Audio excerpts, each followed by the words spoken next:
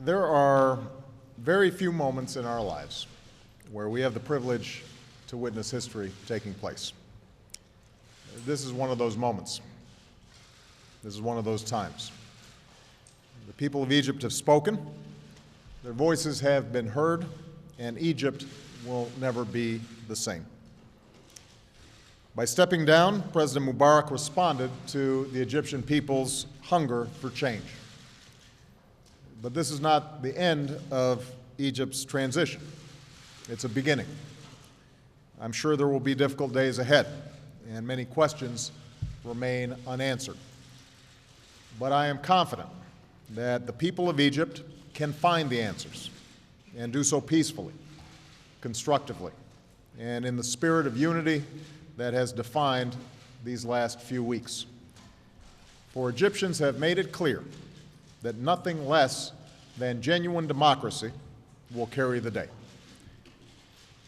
The military has served patriotically and responsibly as a caretaker to the state and will now have to ensure a transition that is credible in the eyes of the Egyptian people.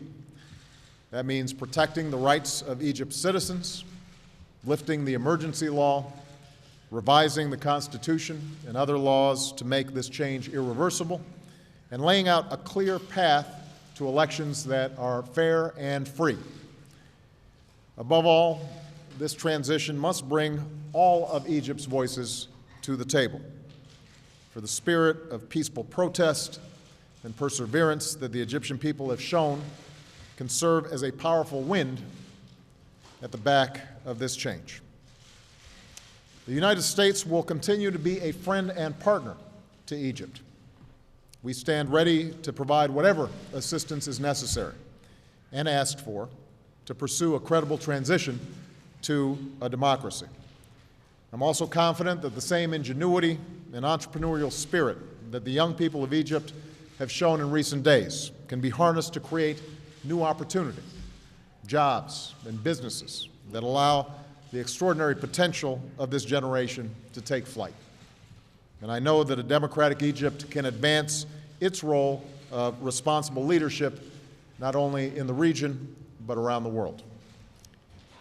Egypt has played a pivotal role in human history for over 6,000 years.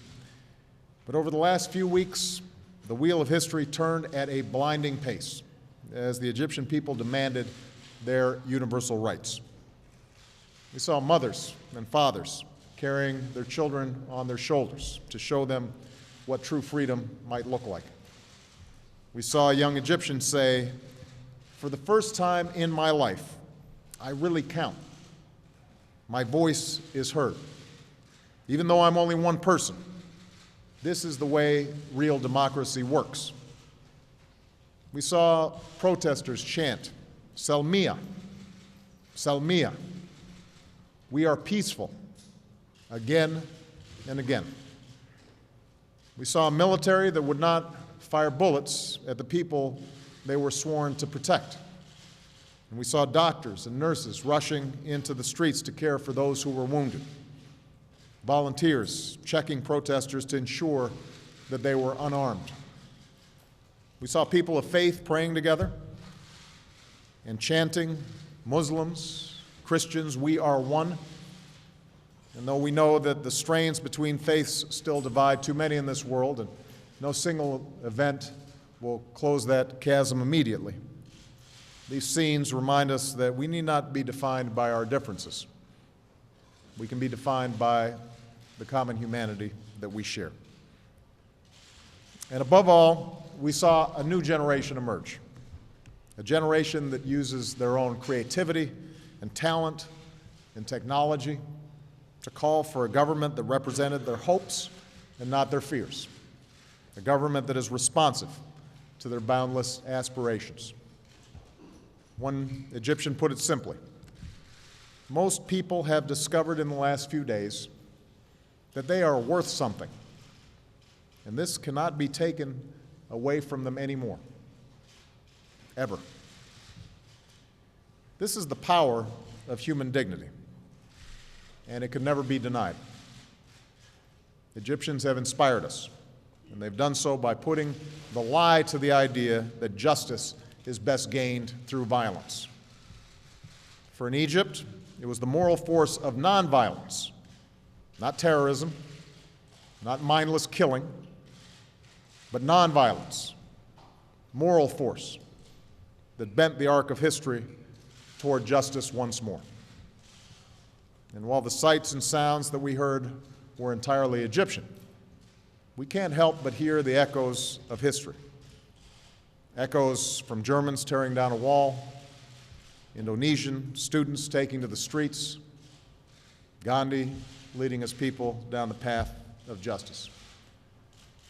As Martin Luther King said in celebrating the birth of a new nation in Ghana, while trying to perfect his own, there's something in the soul that cries out for freedom.